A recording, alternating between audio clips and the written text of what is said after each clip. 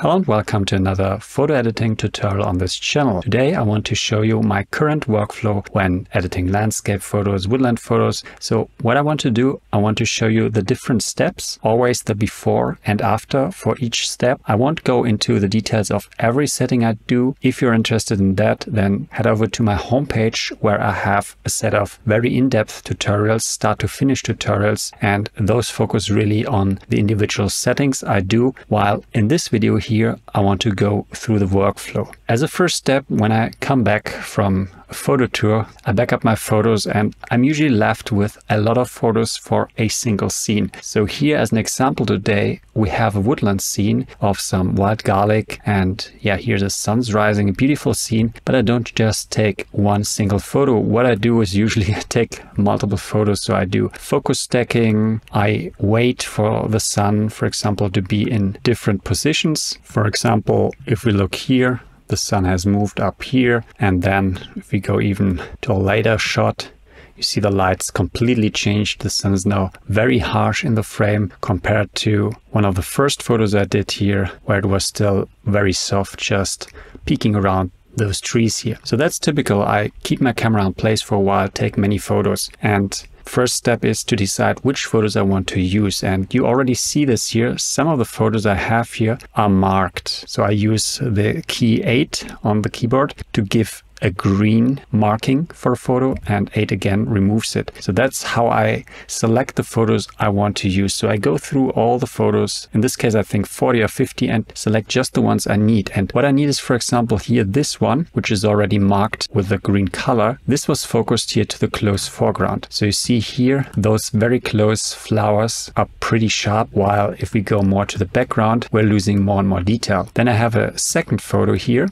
which was focused a little farther back. So I think I focused here on this tree. And you also see there's a lot of noise present because I was shooting at ISO 800 just to make sure that I have a short enough exposure time. And then in addition to that, I have another set of 2 photos where the sun has moved just a bit away from this tree. And here I have 2 photos, a dark one and a bright one. So those 2 are focused here to the background, and I will use those 2 here for this area around the sun and the background. So all in all, 4 photos are selected. So if I now activate my selection, you see, okay, they are also from some other photo series, the same principle, but here we have the 4 photos which are selected. So near foreground, middle ground, and then the background. That's a typical sequence. Now the first editing step is to clean up those photos because ISO 800 introduced some noise, and I'm now using DXO D Prime for that, and I use the batch processing. So if you're interested in a comparison of DXO versus Lightroom in terms of noise reduction, I'll leave a link to that video in the description. What I want to show you now is my workflow. So I'll select all those 4 photos here. I go to File, Plugin Extras, and then process instantly with DXO PureRAW. This is the batch processing option, so it will process all those 4 photos with the same settings. And I can now select the settings here. So up here you see I have everything default. So luminance 40 is default, lens softness standard. If I wanted, I could now edit those settings, but I found that most of the time, also especially for this photo, I can leave everything at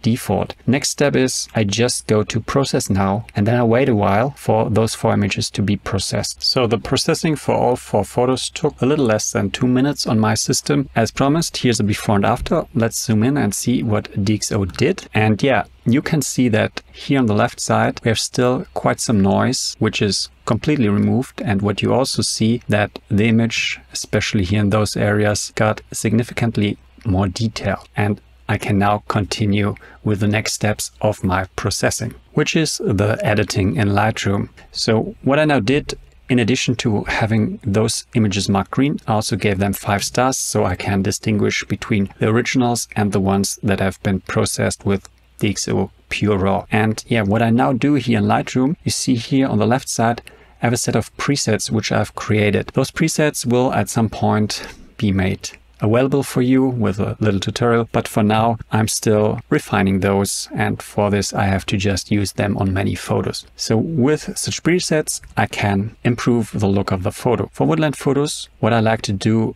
I usually start here with the baseline, and I either use default or landscape. So landscape gives it a bit more punch, and what those do, they just give me the base processing. So bring up the shadows, bring down the highlights a bit, activating here profile corrections, which I then also fine tune. So in this case, for example, I don't want to remove the vignetting, I want to keep it. And then also the details, I can reduce it a bit because this was already handled by DXO, so the image is already sharp. And then I go through some of the other presets.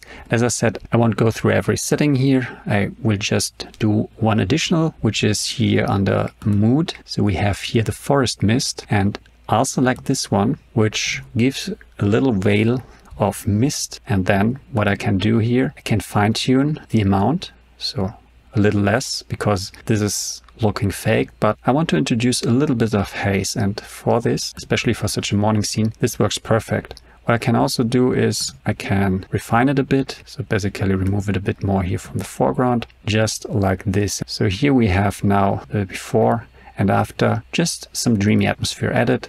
And since this makes the whole image a little bit brighter, I would also reduce the exposure a bit. And then I will continue to work on contrast, on mood, on colors. And next I'll show you the before and after for what I do in Lightroom. So here is now another before and after, where you see here on the left side what I started with, the raw image. And then here on the right side, after introducing my Lightroom settings. But yeah, you see it got much more dreamy, much less contrasty also, and this is definitely not the final image, because you could argue now it looks worse than before. What I try to achieve here in this step, for especially woodland photos, to give the whole image a bit more of a dreamy look, from which I can then work a little bit backwards in Photoshop. Now here shadows have been lifted, highlights have been dropped a bit, we have much more detail to work with and also much more atmosphere. And by introducing some contrast and also doing dodge and burn in Photoshop, I can now use this base image to guide the viewer and make the image look much more interesting.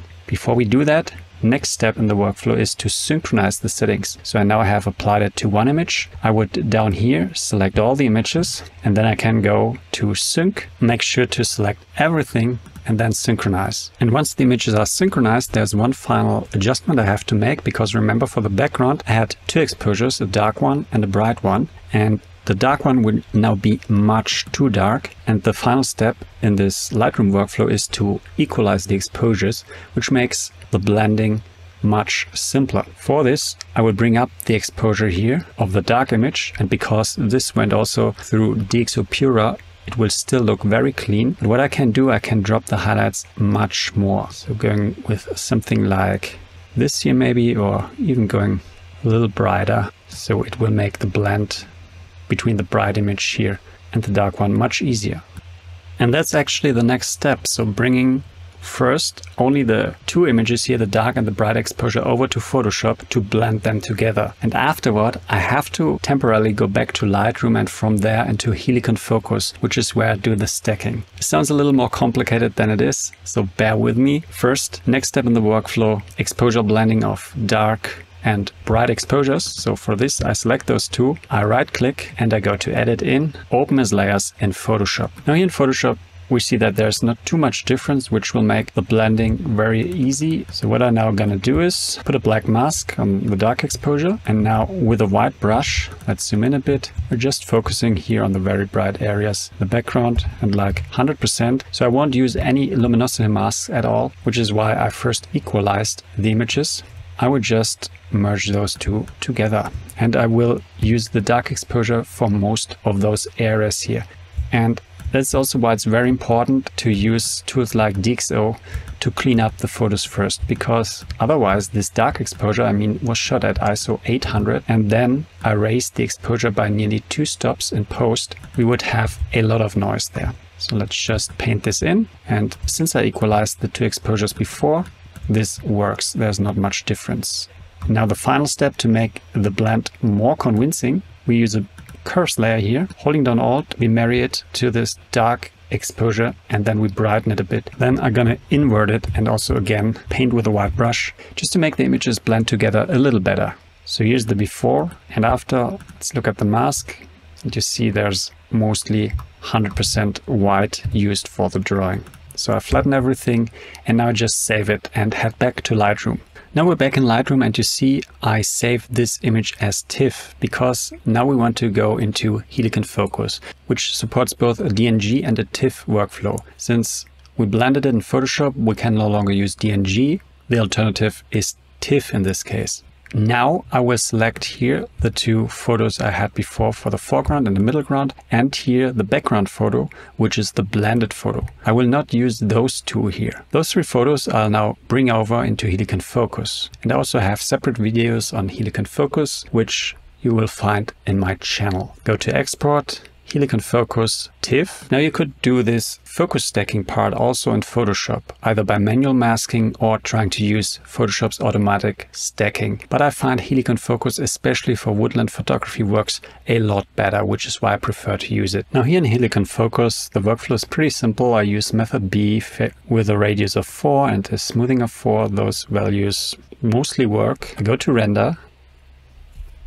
And afterward, I change here to the retouching panel. First, I use the depth map here just to see how the focus stacking was done. And you can already see the different planes here, the white one, foreground, the gray one, and the black one for the background. What I want to do now here, this blend, I want to use it for the complete background because there is a bit of movement and I just want to really clean this up and take over the decision here from Helicon Focus for this background area. So just like this, and also here smooth it out a bit, because although Helicon does a great job, I want to make sure to clean up any potential flaws. And here for the foreground, the same here. You see it has sprinkled this area a bit with middle ground and background. Now what I want to do is, you can also do it like this after this first cleanup, hide the depth map, and now if you select the source image, you'll see this here on the left, and then here on the right is the result. For example, here, this area here, we have beautiful light in the source image, and this is kind of the middle ground image, and I want to bring this light over and not use the background here. Then I can zoom in, and I want to also make sure that here, this little tiny tree in the foreground, that this is completely coming here from this middle ground because there's beautiful light on it. So I want to paint this in, make sure that this is coming completely from the source exposure. And also I'm now gonna move in 100% and check the whole image. Once I'm done, we go on to the next step in the workflow. So now I have an image that is completely ready for further creative processing. It was blended here for the background, so exposure blending, then it was stacked, and before that I did all the stuff in Lightroom to bring out details and introduce some atmosphere. Let's quickly go in 100% to see how detailed the image is from foreground here all the way to the background. Now for the final settings, we're gonna head over to Photoshop. Now here in Photoshop, I want to first focus a bit on the contrast and the light in the image, afterward on the color. I do it in this order because contrast usually affects color and I want to do the fine-tuning of the colors after. But I nearly forgot one important step, which I do first as I bring my images over to Photoshop, which is cleaning up the image, so removing dust spots if there are any, or minor distractions. This usually involves creating a separate layer, zooming into the image and here going over all areas and using tools like here,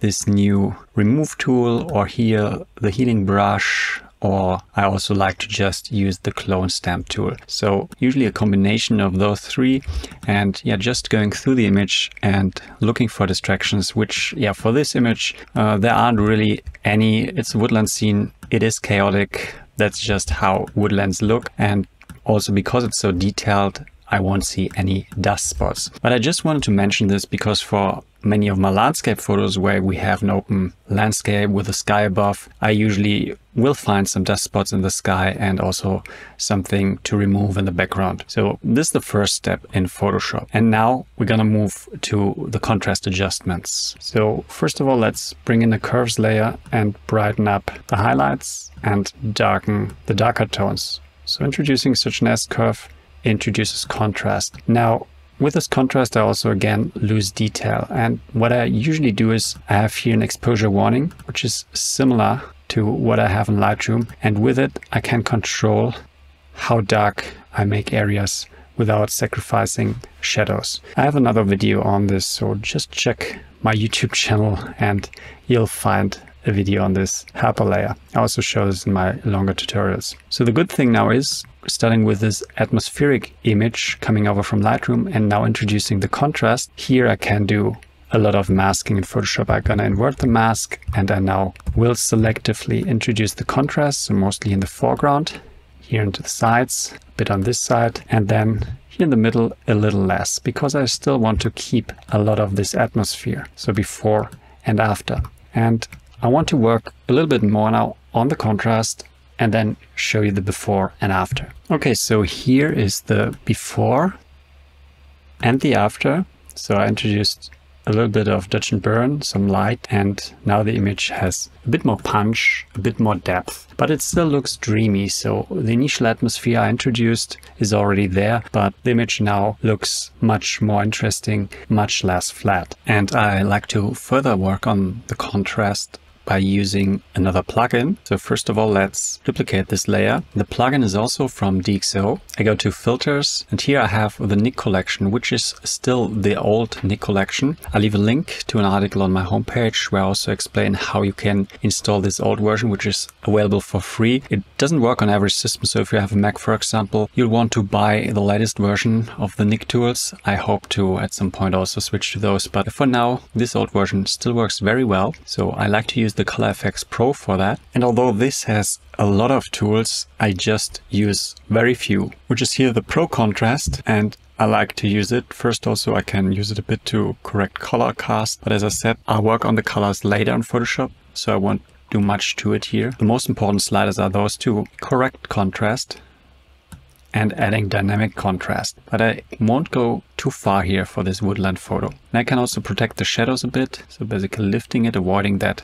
those contrast adjustments introduce two dark tones here, so basically losing detail. I can do the same here for the highlights, protecting those a bit. And then I'll usually also play around with the color contrast range, brilliance, and polarization. And yeah, next I'm gonna show you again the before and after. So again, here's the before and the after. And what I can also do, I can fine-tune the opacity a bit. So usually I have to reduce it, go with something like this, and after. So there's a lot more light, a lot more glow to the image. And you'll also see that the yellows and the greens might be a bit oversaturated in parts. So now I think it's a good time to focus on the colors. So what I'll first do, I'll now go here to Luminar. I love this tool. It's by Greg Benz, and I have the Pro version, which costs, I think, $40. He also has a free version where you can also create the luminosity masks I want to use. I want to first try one here of the dark masks and select the darker tones in the image. And yeah, currently there's already a new version. This is also what I like about Luminar. You get all those updates free, but I'll not install it now. So with the dark tones here selected, I want to get an HSL layer. And I already hinted at that. What often happens in the darker areas, there might be some magenta creeping in and some blue, which I want to adjust. And this is what I want to do first here. So I'm gonna go here to the magentas. You see here, if I increase it here in this area and this here, there are some magenta tones which usually look unnatural. So I want to reduce the magenta in those dark tones. And I also check the blues, and I'll first make them a bit more cyan and then also reduce it a bit. What I can also use here, this hand, and just click on the dark areas, and then you see also select the blues. This is just some cleanup. And now I'll continue with the HSL, this time without any mask, and just focusing here a bit on those yellow colors, which have become a bit too hot. So let me just bring down here the brightness a bit, maybe also saturation. Then invert the mask, zoom out, and with a white brush, I paint in the adjustment and yeah, clean up the colors. And I do this for different colors. And once I'm done with those saturation adjustments, I also usually bring in a photo filter just to see how the image would look warmer or cooler. So for this image, I think a little warmth looks nice, but not so much. So I will reduce the opacity. Then I'll also invert the mask and selectively paint it in. So that's the common theme in Photoshop. I use a lot of masking and painting. So again, here's the before and the after. So especially look at those leaves here.